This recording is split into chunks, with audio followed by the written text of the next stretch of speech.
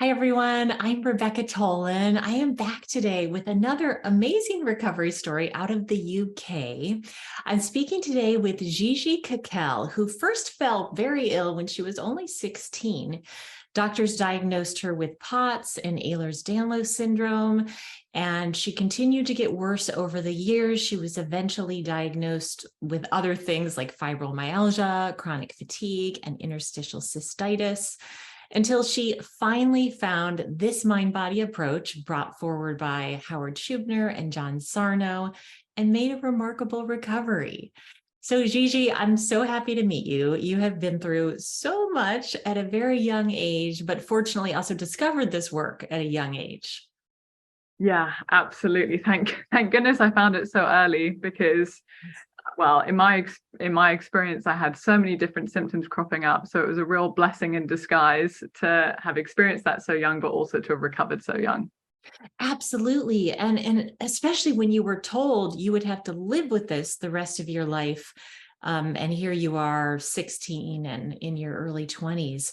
But you know what I'd like to start with recently is just how you feel now, to give people a little hope, and then we'll go back to where you've come from. Yeah, I feel great now. I feel fabulous, which is, it almost feels funny saying that, given my history of being unwell for so long. But yeah, I'm doing super well, symptom-free, just living life totally as normal, able to work and, help other people in their own recovery stories. And yeah, just feeling great. That is so fantastic. I love hearing that. And I know that you're going to give people a lot of hope. So let's rewind and describe what life was like at your lowest points. And feel free to fill in some of the symptoms and the diagnosis and just generally what your quality of life was like.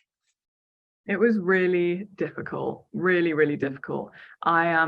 I'd been initially diagnosed with Ehlers-Danlos when I was 14 and first got my mind body symptoms when I was 16. And so it was really a decade of chronic illness, which actually got progressively worse. So it started off with POTS type sensations. So I experienced dizziness, fatigue, found it really, really difficult to walk anywhere. And that effectively left me bedbound a lot of the time. And that really started when I was 16 on and off. And I always found that my symptoms would get worse after periods of stress, whether that be school exams or going to university. And those periods would be very, very challenging.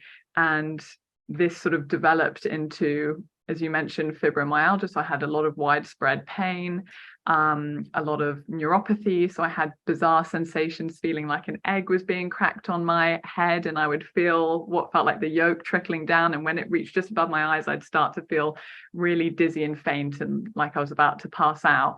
And it was a really scary time at this period because I would go to the neurologist, I'd go to almost every specialty under the sun, and I'd be told that you're perfectly healthy, that we can't really explain your symptoms, everything is coming back totally clear and normal, and we don't really understand what's going on with you, and this is something that you're just going to have to learn to live with.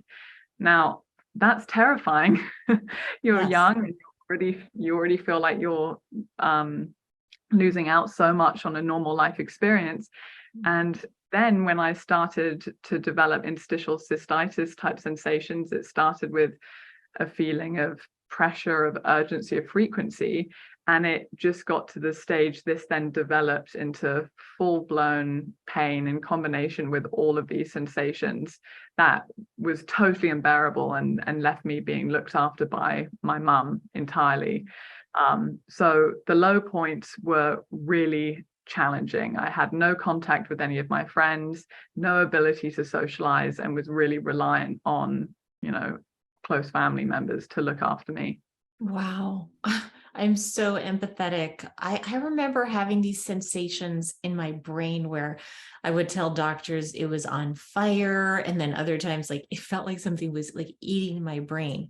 And they would just look at me like I was absolutely crazy. So I understand what that's like. And especially when you're being told you're normal and you can't even get out of bed. Also, one thing actually I'm really curious about is when you would get these different scary words from the doctors, like you're going to have to live with this, or stressful things were happening in your life, do you now, looking back, notice that the symptoms would get worse? Absolutely. I think, funnily enough, even though every time the doctors would, even though what the doctors would say to me were actually quite depressing and pessimistic, they still remain my safe space, which is quite funny to think about it in that way. So often I would leave a doctor's office because I had so much trust and so much faith in them. I would leave the doctor's office, and even though they hadn't told me anything of, anything of how to practically improve my life, I often had a period of about a week or so, or even sometimes it was just a day, where I would feel a bit calmer and my symptoms would be a little bit better. But then over time, as time went on, the impact of that soothing that I got from them would sort of wear off, and my symptoms would become more unbearable again. And then I would organize another doctor's appointment and go back. And it got to the stage where I was seeing my primary doctor every day. So, I mean, it ended up completely spiraling out of control.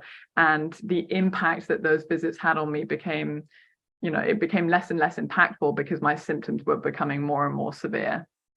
Yeah, and that's an interesting thing about a placebo effect, right? Is it's temporary. It won't stand the test of time typically. So if we feel a little bit safer at the doctor's office, that can help our symptoms. I also work with a lot of people who are changing their diets and taking supplements, and sometimes say it works a little better at first.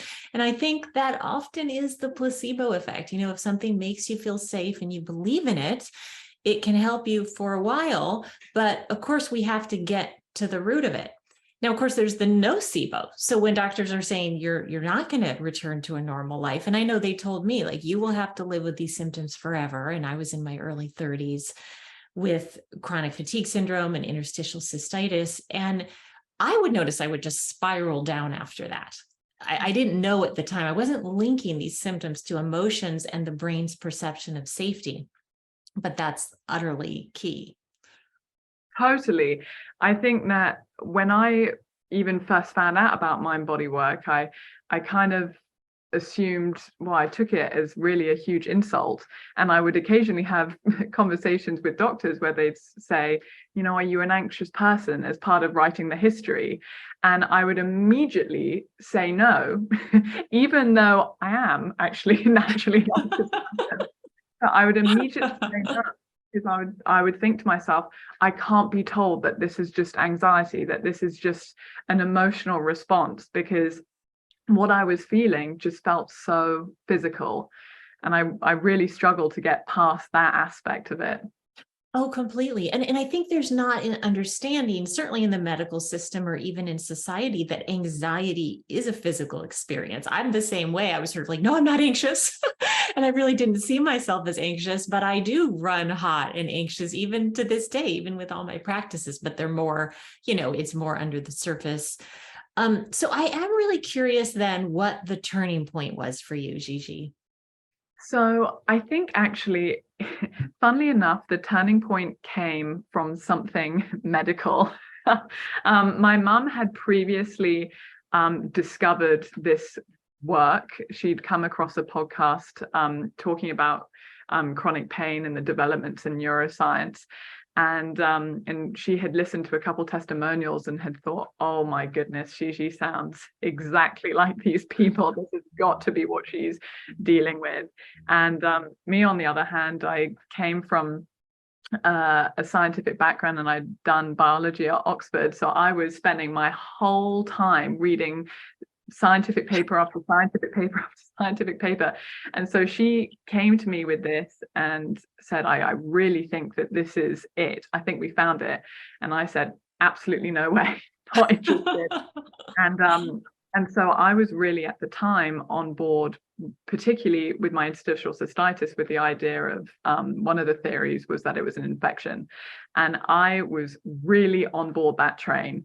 So I ended up taking some antibiotics. And I say this laughing about it now, but it was at the time, for me, the best decision I ever made, because I went from 15 out of 10 pain, if you can have that, to 10 out of 10, not 10 out of 10, to literally within an hour, 2 out of 10 pain. Wow. And I thought to myself, that's a bit strange, because antibiotics don't work that quickly. Right. So I thought that's a bit weird. But at the end of the day, I was reaping the benefits of it. So I thought, okay, I'm not going to question this. I'm just going to carry on taking them. And, fingers crossed it helps. And on about the third or the fourth day, the symptoms came back, and I was still taking them. And bear in mind, I had in the back of my mind what my mum had mentioned about this mind-body work and placebo and feeling safe. Yeah. And that had just happened to me. And I thought, right, it can't actually be the antibiotics. It's got to be the fact that they made me feel so safe. Yes. And so that was the first time that I was willing to listen to one of the testimonials on one of the podcasts. And that was my real turning point, because I actually came across your story and I resonated so much with so many of the different experiences that you'd had, from your neuropathic type symptoms to your interstitial cystitis. And I thought, oh my goodness, we really do actually share a lot of the same experiences. And at that point, I had never met anybody who had experienced anywhere close to what I was experiencing. So it was the recovery stories that completely switched my mindset. And from that point on, I then went to, as I think a lot of us do, obsessively researching mind body, the mind body sphere, if you will. And the more I read, the more I became totally convinced that this was absolutely what was going on with me. I think you and I have very similar minds, Gigi. I was a science journalist before I fell ill, and I love the science. And what I think is so interesting, though, it was the recovery stories that really opened you to this possibility, because you could see yourself in other people. It was the same with me. I am curious, though, what then was kind of like the scientific knowledge in a nutshell that really helped you move forward with this approach? I think the first thing was the understanding, or the general understanding of the mechanisms underpinning my symptoms. So the very first one, there were sort of 3 basic facts that I think really helped. The first one was understanding that our brains work through predictive coding. So this is just the idea that our brains are processing, or our brains are being exposed to trillions, if not more, pieces of information every second, and it can't process all of those pieces of information as new every single time. So what our brain does is it actually controls, it paints a picture of what we see, what we hear, and what we feel. So that then leads on to the second point, which is the fact that pain is just an experience that our brain is creating, and it's a decision that the brain has. So the brain can always maintain control of whether to switch pain off or whether to switch pain on. And previously, there was this assumption that pain could only be created based on messages going from your body to your brain. But in the past couple of years, as you'll well know, there have been a whole number of developments in the neuroscience that also show that the context, that our surroundings, have a huge influence in whether our brain decides to switch pain on or off.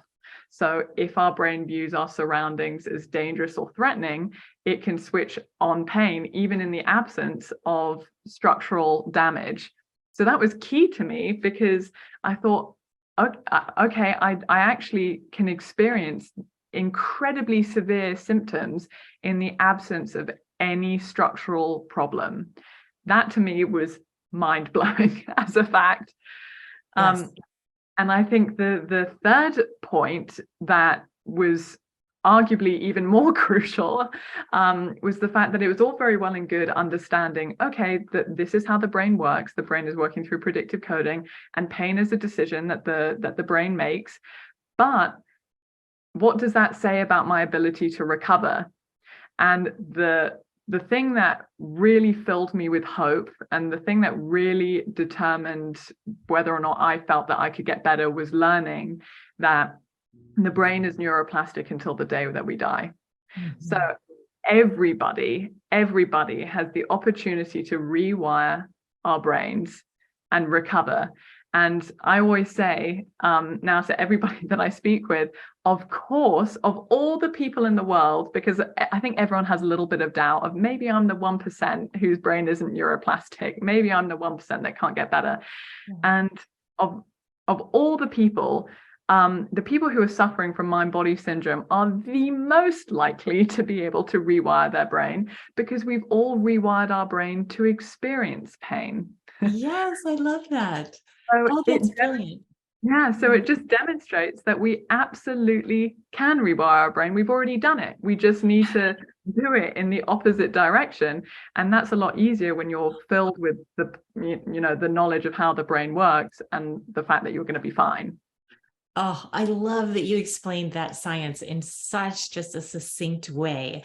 And also that you brought up this point that the brain is neuroplastic until the day we die, because I know I get a number of people that contact me, or clients and students who say, oh, the recovery stories are often with younger people. I can't do this. But the brain is just as neuroplastic, right? I think sometimes, there might be deeper grooves if we've been thinking the same thoughts and growing those neural pathways for years, but we have those other healthy neural pathways, and we can always restore that. And I wanted to say, I also see people of all ages recovering through this work, but I also just want to say, because you're someone who's had all these other symptoms, when you say the brain creates pain, we also say the brain creates the experience of fatigue, brain fog, lightheadedness in the absence of pathological causes, right? It applies to all these other symptoms, because a lot of people contact me and they say, everyone's talking about pain, but I have long COVID. And so just to clarify that. Oh yeah, absolutely. And to re-emphasize that my whole story started with POTS and neuropathy type sensations that were not painful at all. So a huge part of my journey, and I had symptoms for just over a decade, a huge part of my symptoms were actually not pain related at all. So I couldn't agree with that point more. Yeah, absolutely. It is. It's just so important to hear that. I remember when I was first trying to apply this approach to chronic fatigue syndrome, there really weren't many people talking about it, but Howard Schubner's book, Unlearn Your Pain, that I think was pivotal for you, was the best $25 I have ever spent, because he really talks about the whole range of symptoms. And hearing from a doctor, fatigue, brain fog, lightheadedness, all these things, digestive issues, can all be caused by the brain, was really impactful. So Gigi, now I'm curious what you did, because I know that healing still takes some work. What were your main strategies that really helped you recover over the months after you made this discovery? So I think the first step, or one of the most important things, is belief. So I had the sort of background of belief based on what I was learning about the neuroscience, but then I had to prove it for myself that this actually related to me. And so the very first thing that I did is I started, and I think a lot of people do this, is I started my evidence list. So this involved looking at my background, my life, the stress that I'd been exposed to, and how my symptoms fluctuated. So I could see that from a very young age, I was exposed to a lot of stress, and I was put in environments, I'd sometimes had tricky times at school, and that had been challenging. And then I was a massive perfectionist and very obsessive, and, wanted to overperform and get praise from my parents as much as possible. And so that really resulted in me working actually excessively hard and putting an enormous amount of pressure on myself. And so I could see, okay, well, this, if you can put it in sort of medical terms, this was a risk factor for me developing this. And then I sort of started to analyze how my symptoms were fluctuating. And what I noticed is, at the beginning with my sort of POTS type symptoms, it wasn't all the time initially. It would sort of come on and off like a light switch. But my general pattern was over time, my symptoms were getting worse and worse. And that fit exactly what I knew about the brain and how the brain works, and how the brain is always, once it develops a habit, it just, the more you expose it to that, it just becomes better and better and better at building those neural pathways, which is why a lot of chronic conditions, pain or otherwise, tend to get worse over time when they're not dealt with. And then the other thing is, by the end, when I was doing a lot of this work, my pain was constant. So I have a lot of people who I speak with who say, my pain is 24/7, it doesn't switch off. And does that mean that I can't get better? And I say, absolutely, you can get better. My symptoms when I discovered this were all the time. And but what I did notice is there were specific occasions where, sometimes it becomes overwhelming. When you're really, really struggling, you need to eventually, you might have an outlet and you might start to cry. And I remember this one specific time where I had really had enough. I just said, I was sobbing to my mum, and I said, I can't live like this anymore. It's just awful. And I cried and cried and cried and cried and cried. And what I noticed is, once I had naturally stopped, my symptoms had gone down marginally. But I remember thinking to myself at the time, and this was even before I discovered mind body work, I remember thinking, that's kind of weird that they are slightly less intense. And I remember being able to go into town with my mum on that day, and for the hour, and thinking, okay, they're coming back now. But I had that tiny period, and it happened just after a huge emotional release. So at the start of my journey, that was a major piece of evidence for me at the time. As I continued on, your pieces of evidence become even more and more compelling. You might have stronger or longer periods of having slightly lower symptoms, but at the beginning, that was my step one.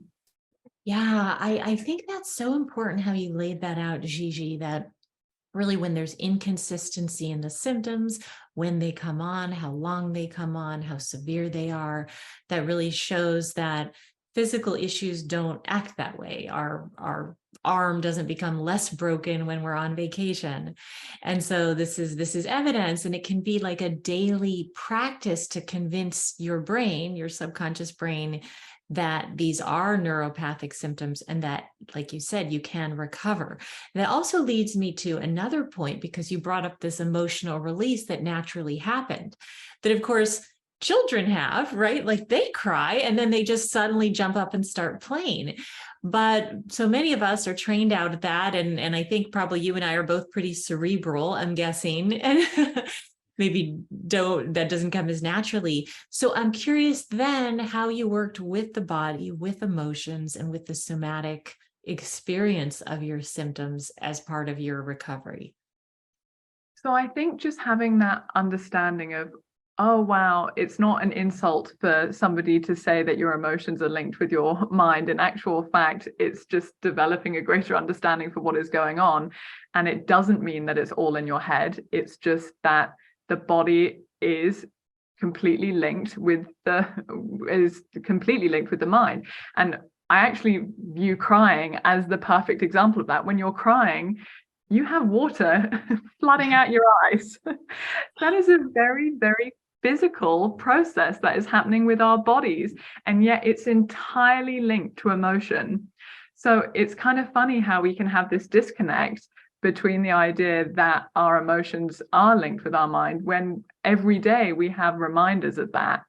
But following on from that, I then started to really focus on trying to take better care of myself, trying to be more loving towards myself. And I think that a lot of us, when we're in chronic pain or have other symptoms, we really feel like we're at war with our bodies.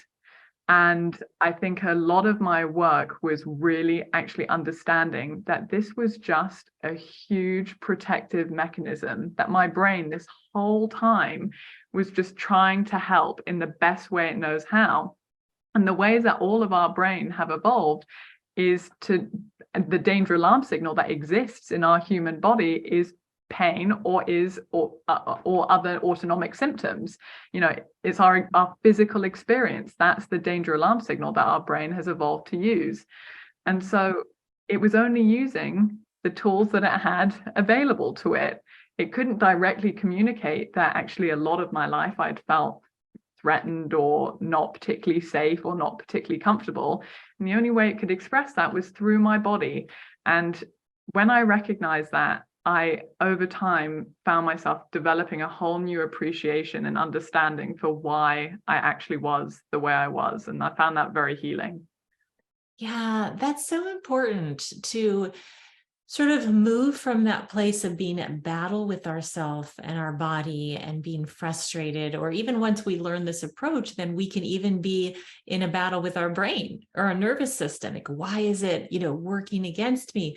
But to really have that understanding that it actually is trying to help. It's constantly, I think of the brain and nervous system as constantly looking out for us more than anything else really on earth.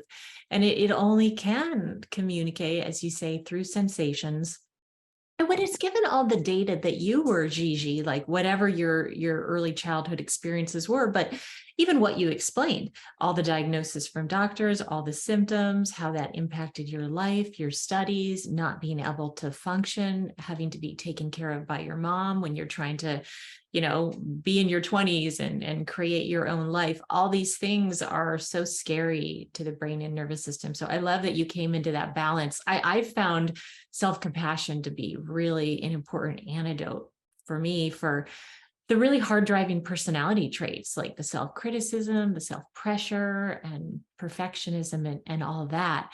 And I'm curious if you found some other tools or strategies that have helped with the personality traits, or even with the scary thoughts and memories that would come up in relation to your past experiences. Totally. I think something that was actually critical was beginning a process of inner child work. I did a lot of inner child work where, going, say, to my perfectionistic qualities, it was trying to unpack how they had developed and why they were there. And it actually was far less complicated than I thought. I thought, why do I want to overachieve all the time? Why do I want to get everything right? And the reality was, well, because otherwise I'm just going to beat myself up. Really, I'm going to be really harsh on myself. And then I thought, well, why am I going to be really harsh on myself? And it was because fundamentally, I want to be loved. I want to feel like I've done a good job. I want people to think that I have value in whatever it is, in life, in conversation, in social settings. And so this perfectionism was just another tool that my brain had to try and keep me safe. And so that really helped me work through a whole ton of different personality traits, which I think all stem from very similar things. But I think the other part of recovery was really learning how to be less afraid of my actual physical experiences. So it was one thing learning how to be more compassionate towards myself and really gaining a greater understanding for who I was and why I was the way I was. But then I really needed to also untrain the terror that I had regarding my actual physical experiences. And I didn't do this immediately because I wasn't ready. I have a lot of people who talk to me about somatic tracking, and they say, oh, it's the worst thing I've ever done. I hate it. I just don't want to do it. And I can totally understand that, because somatic tracking is really just exposure therapy for your internal sensations. And if you are terrified of a spider, for example, and you have a spider thrown at you in session 1, you are going to learn that that is still terrifying, and in fact, even more terrifying than you ever thought it was.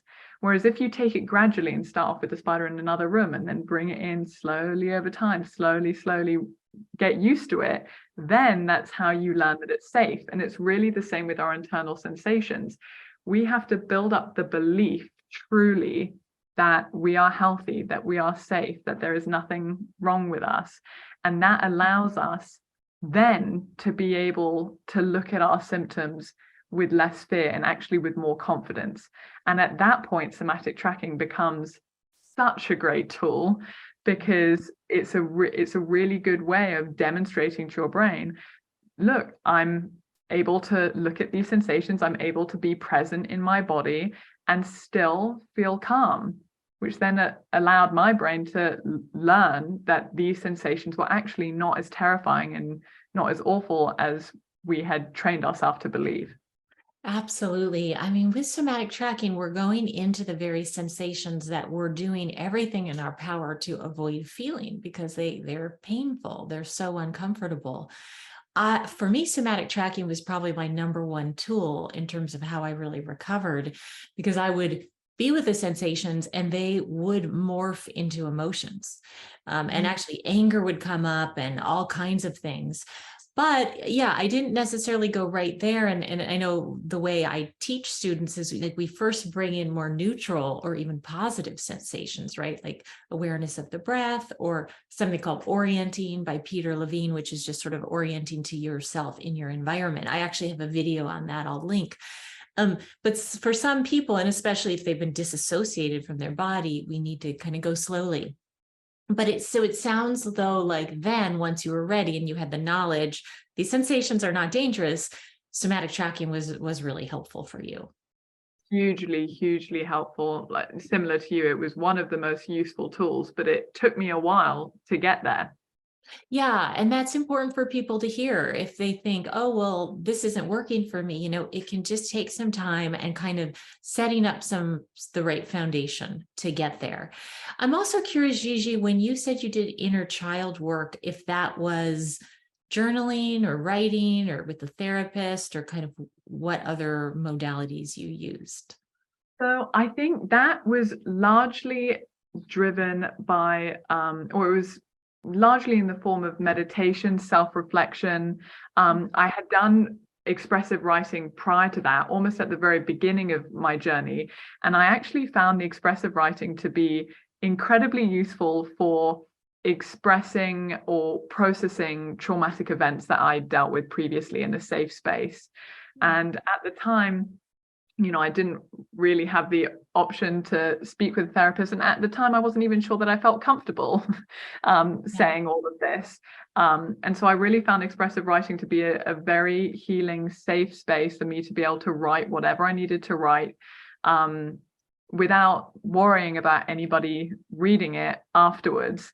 So that's really what I used expressive writing for. And when it came to the inner child work, a lot of it was more meditative. So really doing visualizations and sort of actually picturing what younger me was feeling. So when I was sort of experiencing the physical sensations, I would have a picture of what, say, 6-year-old me looked like in that moment. And often she was crying and she was scared and she was afraid. And I, in those visualizations, would just practice going over, just being with her, asking her if she needed a hug, a cuddle, just me to sit there. And that was incredibly soothing. It was possibly one of the most soothing, calming techniques that I used in my whole recovery. And I think a lot of me was just craving love. And I think one of the most empowering parts of this journey is I realized that although I was very blessed to have a lot of external love, actually what I really needed was, or what was enough, was the love that I could give myself. Absolutely. That is so beautiful. That's really what we want, is the love we can give ourselves, especially when we're an adult. And now we are really the only one who can know our innate moment to moment needs. And I'm so happy you shared that, because I think the inner child work is really important for some people, because the unresolved parts of our childhood are showing up in the moment, right? And so, like, if we can comfort that little girl, then we're also comforting ourselves in the moment. I had actually learned this time traveler meditation from Dr. Schubiner, which is similar to what you described, where you go back and you comfort yourself at an age where you're struggling. And then I've created one that's a little bit different called Comforting Your Younger Self for the course I teach. And it's really significant for a lot of people. It can bring that palpable sense of relief where you're not focusing on the pain or the discomfort. You're really bringing love and support to your suffering. And that's what we need to feel safe. Absolutely. And when you think about why we're all experiencing these sensations in the first place, it's because our brain doesn't feel safe. So it's one of the most important tools to be able to self-soothe and to be able to, be a listening ear for yourself.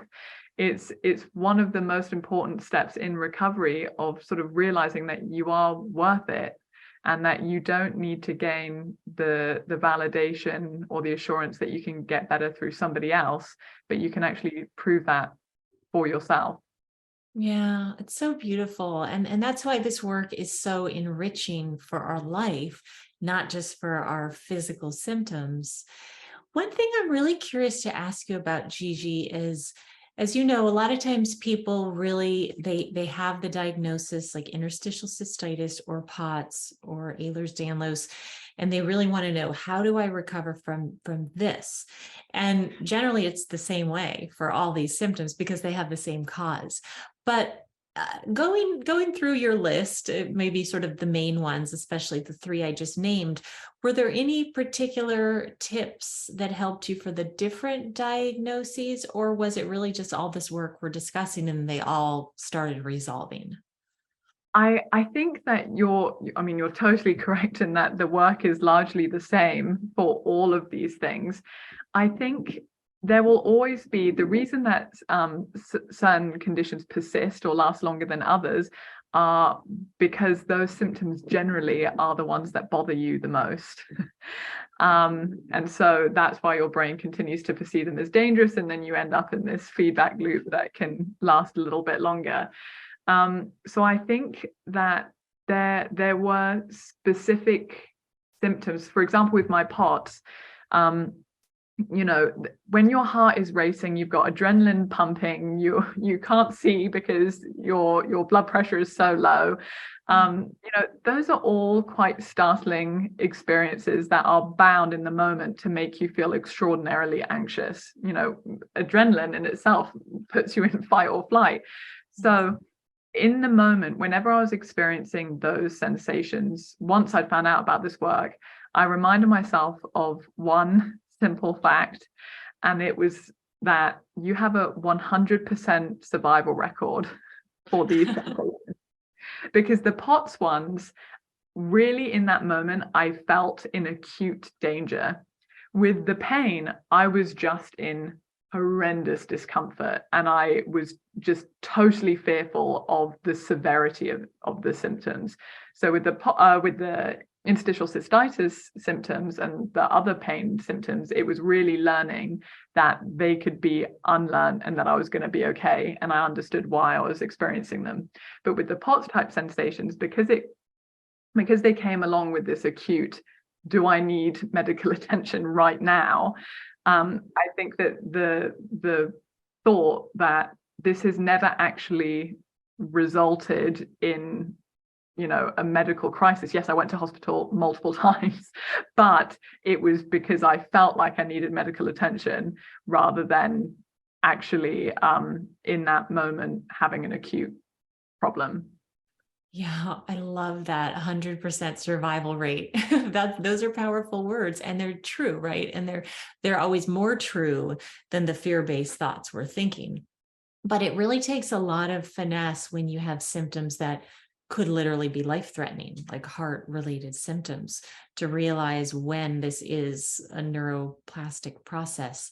I am curious to tease out the interstitial cystitis a little bit more, because I I actually think in a way that was the most challenging symptom. The CFS was the most impactful. I mean, I lost my career. I really lost everything. I couldn't function outside of the house.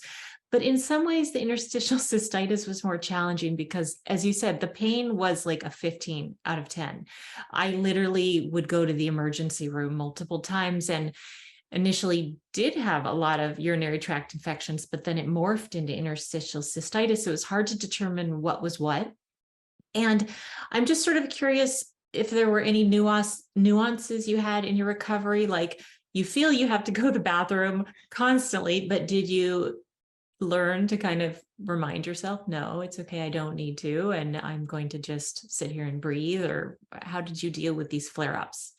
Yeah, that's such an interesting point. I think that with me, actually, whenever I needed to go to the bathroom, I would go. And my rationale for that was going to the bathroom is a completely normal, everyday process. It's just I've trained myself to view it as traumatic. But really, I have to learn that it is completely safe and to trust my body's need to go. Because I previously had lost all faith that when I needed to go, I actually had to go. And so even if I went and I didn't actually end up needing to empty my bladder, I still sort of went along my day as if I had, because it was a sort of, okay, I'm just going to actually trust that it will return. Our bodies have an unbelievable ability to return back to equilibrium. And so I knew it was going to happen over time, but part of that process was placing my faith back in my body that it knew exactly how to do whatever it needed to do.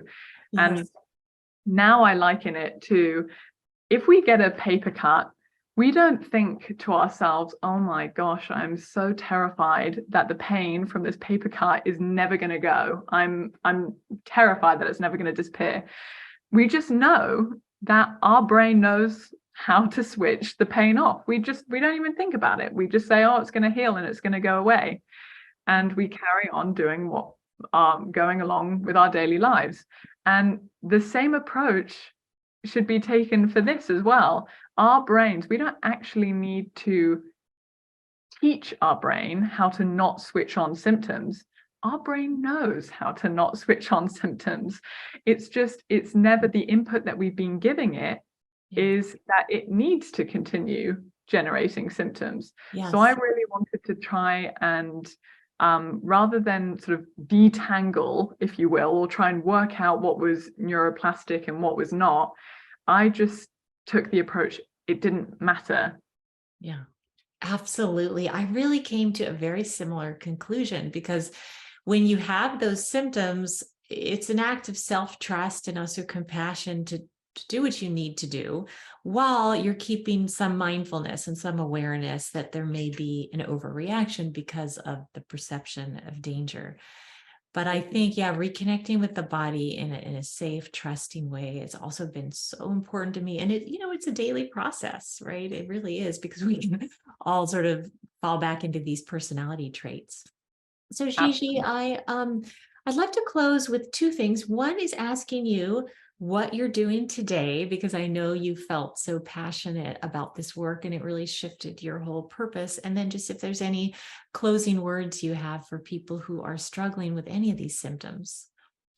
Yeah, so, well, now having recovered, I always said to my mum, if I ever get better, this is what I want to do with my life. I never want anybody to struggle to the level that I struggled. And I've stuck true to my word. And so, I started my coaching service, my coaching clinic, and I work with people who have all forms of different forms of mind body syndrome, or whatever you'd like to call it, neuroplastic symptoms. And it's been the most rewarding journey that I could have possibly wished, but I'm sure that you relate to that enormously with everything that you're doing. So yeah, I'm really just working on trying to help and support people as much as possible in their recovery stories.